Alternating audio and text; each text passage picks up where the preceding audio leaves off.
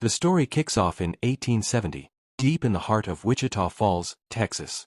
Now, it's been 5 years since slavery was officially abolished across America. But out here, the roots of hatred and discrimination still run incredibly deep. People from different communities are practically thirsty for each other's blood. But right in the middle of all this chaos, we meet a retired Army captain named Captain Kyle Kidd. He's a man who doesn't care about the color of your skin or where you come from.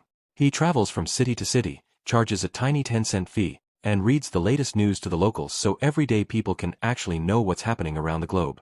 The next morning, Captain Kidd packs up his horses and hits the road, heading toward his next destination. But he doesn't get very far before he spots a wrecked wagon abandoned on the trail. At first glance, it looks like a tragic accident.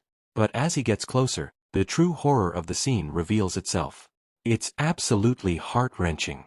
An African-American man, the driver of the wagon, has been brutally hanged from a tree, murdered for nothing more than pure hatred and the color of his skin. Suddenly, the captain spots movement in the nearby bushes. It's a young girl wearing traditional Native American clothing, and the moment she sees him, she panics and bolts. The captain sprints after her, manages to catch her, and tries to calm her down. But there's a major problem. She only speaks the Kiowa language, and the captain doesn't understand a single word. Realizing he can't leave her out here, he signals for her to follow him. While searching the wrecked wagon, he discovers her official documents. Her real name is Johanna Leonberger. Just then, a unit of Union Army soldiers rides up. The captain shows them the paperwork and explains that the murdered driver was likely transporting Johanna somewhere. The officer in charge doesn't want to deal with it, so he orders the captain to take Johanna to the nearest Union outpost himself and rides off. With absolutely no other options, the captain has to step up. But before they leave, he makes sure to give the murdered driver a respectful, proper burial. He takes Johanna with him, and as night falls, they set up camp. It's here, reading through her documents, that the captain uncovers a devastating truth. 6 years ago, a German immigrant family was attacked, and their parents were killed. Johanna was kidnapped by the Kiowa tribe when she was just a toddler, and she grew up as one of them. Then, not long ago, the Union Army raided a Kiowa camp and rescued her. The man who was just hanged was actually hired to take Johanna to her only surviving relatives, an aunt and uncle living in a town called Castroville. But now, she is completely alone in the world once again. The captain shares his food with her, completely dedicated to helping her get back to a safe place. The next morning, they finally arrive at the Union checkpoint. But when they get there, a military officer drops some terrible news. The specific agent who handles child welfare cases is out on the road and won't be back for another 3 months. The officer bluntly tells the captain to just keep the girl with him until then. But the captain can't do that. He's a traveler. He doesn't have a permanent home. So, he tracks down an old friend and his wife who live nearby. After explaining the desperate situation, the couple agrees to watch over Johanna, and the captain leaves her in their safe hands. But the peace doesn't last long. When the captain returns to their house later that night, his friends are frantic. Johanna has panicked, escaped, and runs straight out into the middle of a raging midnight storm. All 3 of them immediately grab lanterns and sprint into the darkness to search for her. After a desperate search through the downpour, the captain finally finds Johanna standing on the edge of a roaring river. Across the rushing water, a moving group of Native Americans is traveling by. Johanna is screaming out to them at the top of her lungs, desperately hoping they will hear her Kiowa tongue and take her back home. But the howling winds and rushing rapids completely drown out her cries, and the group rides away into the night. Left behind and soaked to the bone, Johanna's health takes a massive hit, and she begins shivering violently. The captain wraps her up and carries her back to his friend's house. Seeing how deeply traumatized and fragile she is, the captain realizes he can't leave her with strangers. He makes a major choice. He will personally escort Johanna to her aunt and uncle in Castroville, even though it's a grueling, incredibly dangerous 400-mile journey.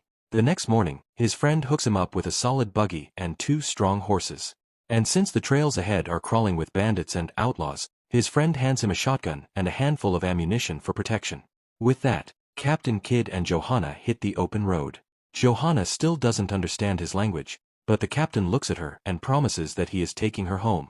He also explains that they'll need to work and read the news in towns along the way so they can earn enough money to survive the long trek. They push forward for 6 straight days until they finally roll into the bustling city of Dallas. There, the captain meets up with another old friend named Ella Gannett, who runs a local inn. Ella welcomes them with open arms and serves them a hot, fresh meal. During dinner, Johanna is in high spirits, smiling and beautifully singing a traditional Kiowa song. When the captain fills Ella in on the girl's backstory, Ella is stunned to realize Johanna is completely disconnected from her past. She speaks the language of her tribal captors, but she remembers absolutely nothing about her biological German family. And since the army destroyed her Kiowa family, this poor girl has essentially been orphaned twice. Ella gives them a comfortable room to rest up, and later that night, she and the captain catch up. We learn a deeply personal detail. The captain's actual home is on the way to Castroville, but he hasn't set foot there in 5 long years. Despite being away for so long, it's clear he still deeply loves his wife. Later that evening, the captain wraps up his news reading session for the locals and heads back. But suddenly, an ex-soldier named Alme and his 2 gritty henchmen block his path. These men are human traffickers, and they bluntly offer to buy Johanna from the captain for a sickening price. The captain immediately steps in front of Johanna, refusing to let them near her. Alme gets aggressive and prepares to attack, but thankfully, a passing patrol of Union soldiers intercepts them and forces the thugs to back down. Knowing they are in extreme danger, the captain wastes no time. He grabs Johanna, hitches the wagon, and rolls out of Dallas under the cover of night. But the threat isn't over. As dawn breaks over the horizon, the captain looks back and spots Alme and his men relentlessly tracking them on horseback. The captain whips the horses, driving the wagon up a steep, rocky mountain path to find high ground. Alme and his men open fire, the bullets splintering the wood around them. Realizing the wagon is a sitting duck, the captain abandons it, grabs Johanna, and sprints up into the high rocks to take cover. An intense, high-stakes shootout begins, echoes of gunfire ringing across the mountain. The captain fires back with his pistol, carefully aiming and successfully taking down one of Alme's men. But tragedy strikes, his pistol clicks empty. The only ammunition he has left is birdshot for his shotgun, which lacks the power to stop a man from a distance. Realizing they are cornered, the captain turns to Johanna and desperately tells her to run and save herself while he tries to distract them. But Johanna refuses to abandon him. Instead, she risks her life, sneaks back down to the abandoned wagon, and grabs the heavy metal coins the captain earned from reading the news. She sprints back up and shows him a genius trick. They can open the birdshot shells, pour out the tiny pellets, and pack them full of heavy metal coins instead. Working frantically against the clock, she loads the coins into the shells. The captain takes the improvised ammo, aims, and fires. The blast of flying coins hits another one of Alme's men, dropping him instantly. Moving deeper into the rocks, the captain uses a clever distraction to draw Alme out, pulls the trigger, and puts an end to the villain once and for all. With the danger past, they hit the trail again, and during the long hours on the road, they start bonding, teaching each other words from their respective languages. But during the lesson, Johanna recognizes a specific German word. The sudden flood of memories of her long-lost biological parents completely breaks her heart, and she gets incredibly sad.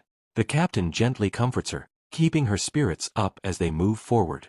Eventually, they reach the border of Erath County, but their path is blocked by a ruthless, self-appointed dictator named Farley and his heavily armed militia. Farley is running a brutal, lawless operation. He and his men have driven out or slaughtered the Mexican and African American populations, and they are now forcing the remaining locals into near slavery to harvest and skin buffalo for his illegal empire. When Farley finds out that Kid is a professional newsreader, he sees a perfect propaganda opportunity. He forces the captain to hold a public reading, handing him a custom, heavily censored newspaper designed to paint Farley as a heroic, godlike leader. Farley wants his workers kept completely ignorant of the outside world. But Captain Kidd refuses to be a pawn. Instead of reading Farley's lies, he flips the script. He begins passionately reciting a real, inspiring news story about a group of brave coal miners in Pennsylvania who risked everything to save each other's lives during a catastrophic collapse. The powerful story hits the audience like lightning, igniting a fiery spark of hope, unity, and rebellion in the hearts of Farley's oppressed workers. As the crowd begins to riot, the captain grabs Johanna and tries to slip away in the chaos. But Farley's men are too fast, they surround them and pin them down. A furious Farley draws his weapon, aiming it straight at the captain's head, ready to execute him on the spot. But out of nowhere, Johanna fires the captain's shotgun, blasting Farley backward. Farley's surviving henchmen instantly draw their weapons to kill the young girl. But suddenly, one of Farley's own top men, a guy named John Kelly, steps up. He was deeply moved by the captain's story of brotherhood, and he turns his gun on the henchmen, taking them down. Kelly fires a final shot to ensure Farley is gone for good, saving the captain and Johanna. Kelly warns them that the territory ahead is heavily hostile, crawling with dangerous factions, and even offers to join them for protection. But the captain gently declines, advising Kelly to stay and help the town rebuild. Before they part ways, Kelly hands the captain a small, reliable revolver for extra defense. The captain and Johanna push forward, eventually entering the desolate, sweeping mountain territory of the Kiowa people. The captain tells Johanna to keep softly humming her Kiowa songs. He figures that if any tribal warriors are scouting nearby, the sound of her voice will let them know they mean absolutely no harm. But disaster strikes on a dangerously steep mountain slope. The wagon's brakes suddenly fail, and the heavy cart goes hurtling out of control down the rocky incline. Realizing it's about to flip, the captain screams for Johanna to jump, and they both throw themselves onto the hard dirt just as the wagon plunges over a massive ledge, smashing into pieces. They survive the fall, but their horses are horribly injured, pinned beneath the wreckage and crying out in agony. With a heavy heart and no other choice, the captain has to use his weapon to humanely put the horses out of their misery. Now, they are stranded in the middle of a vast, scorching desert with absolutely no ride, miles away from civilization. They salvage what little water and food they can carry and begin walking. Hours turn into days under the blazing sun, and the brutal heat takes a massive toll on their bodies. Johanna grows completely exhausted, her strength totally vanishing, and their water supply runs bone dry. Refusing to give up on her, the captain scoops Johanna up into his arms and forces himself to keep marching through the blinding heat. Suddenly, he spots a massive cloud of dust billowing on the horizon. Hoping it's a passing caravan, he gently sets Johanna down and stumbles toward it. But it's not horses, it's a massive, violent sandstorm sweeping across the desert plains. Within seconds, the blinding dust swallows them whole, and in the chaotic whiteout, the captain completely loses his grip on Johanna. He screams her name into the roaring winds, desperately searching the dust, terrified that he has lost her forever. When the fierce winds finally die down, the captain looks up and catches his breath. A group of Kiowa travelers has appeared out of the dust. The captain freezes, terrified they might attack him. But they aren't here to fight. They recognize Johanna as a child of their tribe, and seeing her desperate situation, they show immense kindness. They hand her a strong, fresh horse to help her survive, and then they quietly disappear into the horizon without shedding a drop of blood. Mounted on the new horse, the captain and Johanna ride the final stretch of their grueling journey, at last arriving in the town of Castroville. But as they get closer, Johanna grows incredibly quiet, tightly holding onto the captain, silently begging him not to leave her. The captain tracks down Johanna's biological aunt and uncle and introduces her. He sits down with them, explains everything they've been through, and hands her over, believing with all his heart that a child belongs with her true family. With a deeply heavy heart, he says his final goodbyes. But Johanna is deeply hurt and angry. She feels abandoned all over again and refuses to even look at him as he rides away. The captain rides back to his own hometown, his soul feeling completely empty. He approaches his old house, unlocks the door, and steps inside. The place is totally deserted, covered in a thick layer of dust, looking as though no one has lived there for an eternity. He finds a small box belonging to his wife, opens it, and takes a breath, completely overwhelmed by memories of the woman he loved. Later, he meets up with an old friend at the local church, where the crushing truth is finally revealed to him. While he was away fighting in the brutal 5-year war, his wife contracted cholera and passed away. He was so far away on the battlefield that he couldn't be there to hold her hand or say goodbye. 4 years, the captain had been carrying a massive mountain of guilt, feeling like his absence was the ultimate punishment for his life. But his friend gently comforts him, reminding him that no one can outrun fate, and it wasn't his fault. The captain walks out to the quiet cemetery, stands before his wife's grave, and lets the tears flow. He gently takes off his wedding ring, leaves it on her headstone, and finally says goodbye to his past forever. And in that exact moment of ultimate loss, a realization hits him like a lightning bolt. Johanna wasn't just a job or a responsibility he had to drop off. She was his family. Without wasting a single second, the captain leaps onto his horse and races all the way back to Castroville. But when he arrives at the aunt and uncle's farm, the scene completely shatters his heart. Johanna's relatives have literally tied her to a wooden post in the yard with a long rope because she repeatedly tried to escape and refused to do farm work. Furious, the captain storms onto the property and unties her. Johanna is still visibly upset with him for leaving her behind, but the captain drops to his knees. Using the broken, heartfelt Kiowa language she had taught him on the road, he looks her dead in the eye with tears streaming down his face and promises her, "Your home is with me." Hearing those words, Johanna's anger completely melts away. She bursts into tears, sprints forward, and throws her arms around him in a massive hug. Seeing the undeniable bond and the pure happiness in the girl's eyes, her aunt and uncle realize they can never give her the life she needs, and they willingly let her go with the captain. We fast forward into the future, and Captain Kidd is back to doing what he does best, traveling and reading the news to big crowds. But this time, he is absolutely not alone. Johanna is right there on stage next to him. She sits happily by his side, using wooden blocks to create loud, energetic sound effects that perfectly punctuate his stories, keeping the entire audience completely captivated.